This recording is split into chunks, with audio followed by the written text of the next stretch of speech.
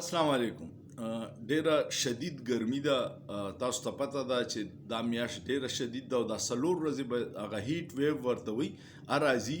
نو کوشش کوئ چې غیر ضروري د کور نه وځئ. او دویمه دا چې وځئ چېرته نو ځان سره بوتل کې اوبه هلئ، په اوبو کې مالګه او نیمبو اچوئ چې درته څه تکلیف جوړ نه شي. خو ټول نه یو اهم خبره زه نن کومه، مونږ خو به د یو بل نه اوبه غواړو، خو دا بې زبانه شیزونه دي، مرغۍ دي، ځناور دي، هغوی ته هم ډېر زیات تکلیف وي.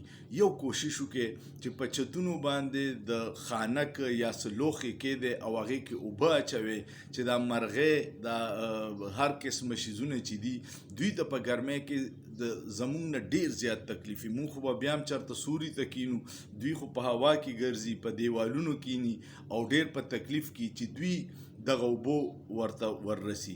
امید لرم تاسو به دا کوشش کوئ.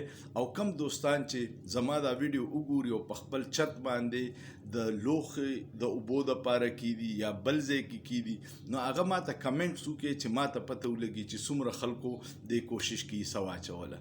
سوچ پې وکړئ، په سوچ کې څه ګناه نشته.